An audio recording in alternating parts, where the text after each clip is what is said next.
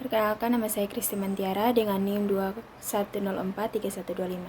Di sini saya akan mempresentasikan materi siklus akuntansi penggajian. Definisi penggajian. Menurut Mulyadi dalam bukunya, sistem akuntansi mendefinisikan gaji sebagai pembayaran atas penyerahan jasa yang dilakukan oleh karyawan yang mempunyai jenjang jabatan manajer dan dibayarkan secara per bulan. Dari pengertian di atas dapat disimpulkan bahwa sistem akuntansi penggajian adalah sistem yang dirancang untuk menangani transaksi perhitungan dan pembayaran gaji kepada karyawan secara efisien dan efektif. Yang kedua, kegiatan dan aktivitas siklus penggajian, yaitu pertama, melakukan update file induk penggajian.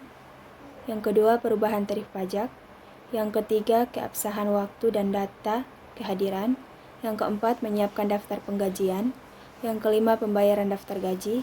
Yang keenam, kalkulasi kompensasi dan pajak. Yang ketujuh, pajak penghasilan dan potongan. Yang ketiga, fungsi dasar dalam siklus penggajian, yaitu terdiri atas tiga. Yang pertama, pemrosesan data transaksi dengan aktivitas karyawan. Yang kedua, menjaga aset organisasi. Yang ketiga, menyediakan informasi untuk pengambilan keputusan. Dan yang keempat, yaitu dokumen dalam penggajian. Yang pertama, dokumen pendukung perubahan gaji dan upah.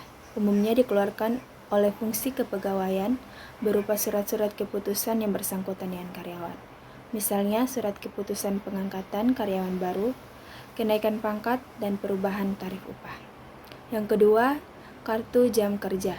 Dokumen ini digunakan untuk mencatat waktu yang dikonsumsi oleh tenaga kerja langsung pabrik guna mengerjakan pesanan tertentu.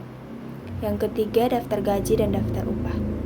Dokumen ini berisi gaji dan upah bruto setiap karyawan dikurangi potongan-potongan berupa PPh pasal 21, utang karyawan, dan sebagainya. Dan yang keempat, rekap daftar gaji dan rekap daftar upah. Dokumen ini merupakan ringkasan gaji dan upah per departemennya yang dibuat berdasarkan daftar gaji dan upah. Yang kelima, surat pernyataan gaji dan upah. Dokumen ini dibuat oleh fungsi pembuat daftar gaji dan upah bersamaan dengan pembuatan daftar gaji dan upah atau dalam kegiatan yang terpisah dari pembuatan daftar gaji dan upah. Dan yang keenam, yaitu bukti kas keluar. Dokumen ini merupakan perintah pengeluaran uang yang dibuat oleh fungsi akuntansi kepada fungsi keuangan berdasarkan informasi dalam daftar gaji dan upah yang diterima dari fungsi pembuat daftar gaji dan upah. Yang kelima, yaitu flowchart pengendalian internal dalam penggajian. Bagian karyawan dimulai dari menyiapkan data karyawan dan membuat dokumen data karyawan yang dikirim ke bagian manajer.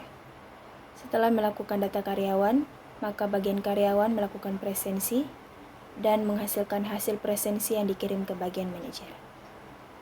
Bagian manajer setelah menerima data karyawan dari bagian karyawan dan hasil presensi dari bagian karyawan, maka bagian manajer merekap presensi, membuat daftar gaji dan membuat slip gaji karyawan.